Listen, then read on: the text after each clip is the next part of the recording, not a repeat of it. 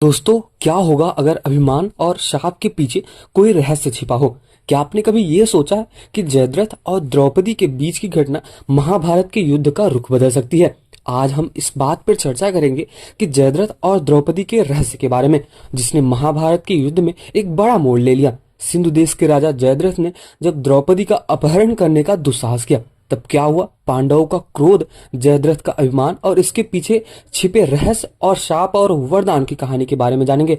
तो चलिए फिर जानते हैं। बस वीडियो में अंत तक जरूर बने रहे, और अगर वीडियो पसंद आती है तो वीडियो को लाइक तो जरूर करना और चैनल को सब्सक्राइब तो अवश्य कर देना। तो चलिए फिर जानते हैं द्रोण पर्व 15 के बारे में, जिसमें बताया गया है कि जयद्रथ का वध कैसे होता है और साथ ही साथ कैसे पांडवों ने मिलकर जयद्रथ का वध किया, क्योंकि जयद्रथ ने द्रौपदी का अपमान किया था। इस कहानी की शुरुआत होती है ऐसा बताया जाता है कि महाभारत में जयद्रथ सिंधु प्रदेश के राजा थे। जयद्रथ का विवाह कौरवों की एकमात्र बहन दुशाला से हुआ।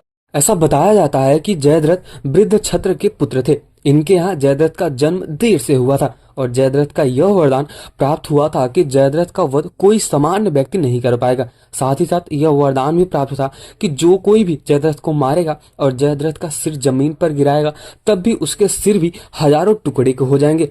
तो चलिए फिर अभी हम ये जानते हैं कि आखिर कैसे जयद्रथ ने द्रौपदी का अपमान किया। शुरुआत होती है वीडियो के कुछ इस प्रकार कि एक बार पांचों पांडव किसी कार्यवश बाहर गए हुए थे। आश्रम में केवल द्रौपदी और उनकी दास एक पुरोहित धूम में ही थे। उसी समय सिंधु देश के राजा जयद्रथ, जो विवाह की इच्छा से सालों देश जा रहे थे, उधर से निकला। अचानक आश्रम के द्वार पर खड़ी द्रौपदी पर उसकी दृष्टि पड़ी और उस पर मुग्ध हो गए। उसने अपनी सेना को वहीं रोक दिया और अपने मित्र कोटिकास्य से कहा कि कोटिक, तनिक जाकर पता लगाओ कि यह स्वर्ग सुंदरी कौन है। यदि यह स्त्री मुझे मिल जाए तो फिर मुझे विवाह के लिए सालों देश नहीं जाने की कोई आवश्यकता नहीं। मित्र की बात सुनकर कोटिकास्य द्रौपदी के पास पहुंच जाता है और बोलता है कि हे कल्याणी, आप कौन है? कहीं आप कोई अप्सरा या देवकन्या तो नहीं? द्रौपदी ने उत्तर दिया कि मैं जग विख्यात पांचों पांडवों की पत्नी द्रौपदी हूँ। मेरे पति अभी आने ही वाले हैं, अतः आप लोग उनका आतिथ्य सेवा स्वीकार करके यहाँ से प्रस्थान करें। आप लोगों से प्रार्थना है कि उनके आने तक आप लोग कुटी के बाहर विश्राम करते रहें। मैं आप लोगों के लिए भोजन का प्रबंध करती हूँ। और यहाँ पर कोटिकास्य ने जयद्रथ के पास जाकर द्रौपदी का परिचय देने लगा। परिचय जानने पर जयद्रथ ने द्रौपदी के पास जाकर कहा कि हे द्रौपदी, तुम उन लोगों की पत्नी है जो वन में मारे मारे फिरते रहते हैं और तुम्हें किसी भी प्रकार का सुख और वैभव प्रदान नहीं कर पाते। तुम पांडवों को त्याग करके मुझसे विवाह कर लो और संपूर्ण सिंधु देश का राज सुख भोगो। जयद्रथ के वचनों को सुनकर द्रौपदी ने उसे बहुत धिक्कारा, किंतु कामांत जयद्रथ उसके धिक्कार का कोई प्रभाव नहीं पड़ रहा था। उसने द्रौपदी को शक्ति पूर्वक खींचकर अपने रथ में बैठा लिया।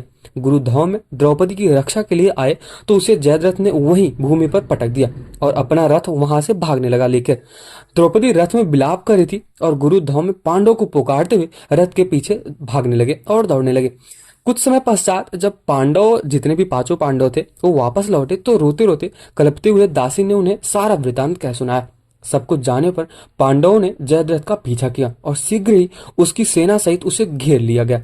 दोनों पक्षों में महाभयंकर युद्ध होने लगा। तभी वहां पे पांडवों के पराक्रम से जयद्रथ के सब भाई और कोटिकास्य मारे गए तथा उसकी सेना रणभूमि छोड़कर भाग निकले। सहदेव ने द्रौपदी सहित जयद्रथ के रथ पर अधिकार जमा लिया।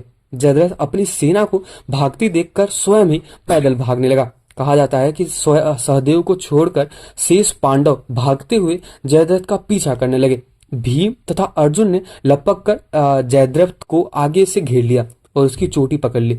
फिर क्रोध में आकर भीम ने उसे पृथ्वी पर पटक दिया और लात घोंसों से उसकी मरम्मत करने लगे। जब भीम की मार से जयद्रथ अधमरा हो गया तो अर्जुन ने कहा कि भैया भीम, इसे प्राणहीन मत करो, इसके इतने कर्मों का दंड हमारे बड़े भाई युधिष्ठिर देंगे। दुर्योधन को वचन को सुनकर भीम ने जयद्रथ के केशों को अपने अर्धचंद्राकार बाड़ों से मोड़कर पांचों चोटी कर दी और यहाँ साथ ही साथ उसके बांध कर युधिष्ठिर के सामने प्रस्तुत भी कर दिया। धर्मराज ने जयद्रथ को धिक्कारते हुए कहा कि रे दुष्ट जयद्रथ, हम चाहे तो अभी तेरा वध कर सकते हैं, किंतु बहन दुशाला के वैधस्य को ध्यान में रखकर हम ऐसा नहीं करेंगे। जा तुझे मुक्त कर दिया जाता है। यह सुनकर जयद्रथ कांतिहीन हो लज्जा से सिर झुकाए वहां से चला जाता है। अब हम बात करते हैं जयद्रथ की तपस्या के बारे में। वो कितना ज्यादा तपस्या करता था और कैसे वो भगवान शिव से और भगवान ब्रह्मा से वरदान प्राप्त किया था। बताया जाता है कि वहां से वन में जाकर जयद्रथ ने भगवान शंकर की घोर तपस्या की। उसकी तपस्या से प्रसन्न होकर भगवान शंकर जी से वरदान मांगने के लिए कहते हैं कि आपको जो भी वर मांगना है आप मांग सकते हो। इस पर जयद्रथ बोलता है कि हे भगवान, मैं युद्ध में पांचों पांडवों को विजय प्राप्त करने का वर मांगता हूँ। और इस पर भगवान शंकर ने अपनी असमर्थता प्रकट करते हुए जयद्रथ से कहा कि हे जयद्रथ, पांडव अजय हैं और ऐसा होना असंभव है, क्योंकि भगवान श्री कृष्ण नारायण के और अर्जुन नर के अवतार हैं। मैं अर्जुन को त्रिलोक विजय प्राप्त करने का वर एवं पाशुपतास्त्र पहले से ही दे चुका हूँ। हाँ, तुम अर्जुन की अनुपस्थिति में एक बार शेष पांडवों को अवश्य पीछे हटा सकते हो। इतना कहकर भगवान शंकर वहां से अंतर्ध्यान हो गए और मंद बुद्धि जयद्रथ भी अपने राज्य से वापस लौटा। अब चलिए हम बात करते हैं महाभारत और अर्जुन की प्रतिज्ञा। कैसे अर्जुन ने प्रतिज्ञा लिया जयद्रथ को मारने के लिए। महाभारत का महाभयंकर युद्ध चल रहा था। लड़ते लड़ते अर्जुन रण क्षेत्र से दूर चले गए। अर्जुन की अनुपस्थिति में पांडवों को पराजित करने के लिए द्रोणाचार्य ने चक्रव्यूह की रचना की। अर्जुन पुत्र अभिमन्यु चक्रव्यूह को भेदने के लिए उसमें घुस गया। उसे कुशलतापूर्वक चक्रव्यूह के 6 चरण भेद लिए थे, लेकिन 7वें चरण में उसे दुर्योधन, जयद्रथ आदि 7 महारथियों ने घेर लिया और उस पर टूट भी पड़े।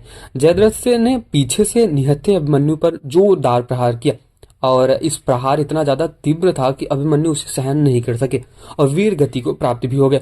अभिमन्यु के मृत्यु का समाचार सुनकर अर्जुन बहुत ज्यादा क्रोध से पागल हो उठे थे। उसने प्रतिज्ञा की कि अगले दिन सूर्यास्त से पहले ही उसने जयद्रथ का वध नहीं किया तो आत्मदाह कर लेंगे। जयद्रथ भयभीत होकर दुर्योधन के पास जाते हैं और वहां पर अर्जुन की प्रतिज्ञा के बारे में बताए जाते हैं। अब हम बात करते हैं अर्जुन ने कैसे आखिर जयद्रथ का वध किया। दुर्योधन उसका भय दूर करते हुए बोलता है कि चिंता मत करो मित्र, मैं और सारी कौरवी सेना तुम्हारे रक्षा करेंगे और तुम्हारे साथ ही रहेंगे। अर्जुन कल तुम तक कभी नहीं पहुंच पाएगा और उसे आत्मदाह करना ही पड़ेगा। अगले दिन जब युद्ध की शुरुआत होती है तो अर्जुन की आंखें जयद्रथ को ढूंढ रही थी, किंतु वह कहीं नहीं मिला। दिन बीतने लगा। धीरे धीरे अर्जुन का निराशा बढ़ती ही गई। यहाँ पर भगवान श्री कृष्ण बोले कि हे पार्थ, समय बीत रहा है और कौरव सेना में जयद्रथ को रक्षा कवच से घेर लिया है। अतः तुम शीघ्रता से कौरव सेना का संहार करते हुए अपने लक्ष्य की ओर आगे बढ़ो। यह सुनकर अर्जुन का उत्साह बढ़ा और वह जोश से आगे बढ़ने लगे और लड़ाई लड़ने लगे, लेकिन जयद्रथ तक पहुंचना बहुत ही ज्यादा मुश्किल होने लगा था। सांध्य होने ही वाली थी तब भगवान श्री कृष्ण अपनी माया फैला दी। इसके फलस्वरूप सूर्य बादलों में छिपकर गया और संध्या का भ्रम उत्पन्न हो गया। संध्या हो गई और जब अर्जुन को प्रतिज्ञावश आत्मदाह करना होगा तो यह सोचकर जयद्रथ और दुर्योधन खुशी से उछल पड़े। अर्जुन को आत्मदाह करते देखने के लिए जयद्रथ कौरव सेना के आगे आकर अट्टहास करने लगे, मतलब वहां पर हंसने लगे कि अभी समय आ गया है जब अर्जुन यहाँ पे अपनी आत्मदाह करेंगे। जयद्रथ को देखकर भगवान श्री कृष्ण बोलते हैं कि हे पार्थ, तुम्हारा शत्रु अभी तुम्हारे सामने खड़ा हो चुका है। उठाओ अपना गांडीव धनुष और वध करने के लिए तैयार हो जाओ। वह देख अभी सूर्यास्त नहीं हुआ है। यह कहकर उन्होंने अपनी माया समेट देखते ही देखते सूर्य बादलों से निकल गया और सभी दृष्टि आसमान की ओर उठ गई। अब सूर्य अभी सी अचानक से चमक गई और वहां पे जितने भी लोग थे सब लोग देखने लगे। यह देखकर जयद्रथ और दुर्योधन के पैरों तले जमीन खिसक गई। जयद्रथ भागने को हुआ, लेकिन तब तक अर्जुन ने अपनी गांडीव धनुष उठा ही लिया था। तभी भगवान श्री कृष्ण चेतावनी देते हुए बोलते हैं, हे अर्जुन, जयद्रथ के पिता ने इसे यह वरदान दिया था कि जो इसका मस्तक जमीन पर गिराएगा उसका भी मस्तक भी 100 टुकड़ों में विभक्त हो जाएगा। इसलिए यदि इसका सिर जमीन पर गिरा तो तुम्हारे सिर के भी 100 टुकड़े हो जाएंगे। इसलिए हे पार्थ, उत्तर दिशा में यहाँ से 100 योजन दूरी पर जयद्रथ के पिता तप कर रहे हैं। तुम इसका मस्तक ऐसा काटो कि इसके पिता की गोद में जाकर गिरे। अर्जुन ने भगवान श्री कृष्ण की चेतावनी बहुत ही अच्छी तरीके से और बहुत ही ध्यान से सुनी और अपने लक्ष्य को बहुत ही ध्यान केंद्रित करके अपनी बाण को छोड़ दिया।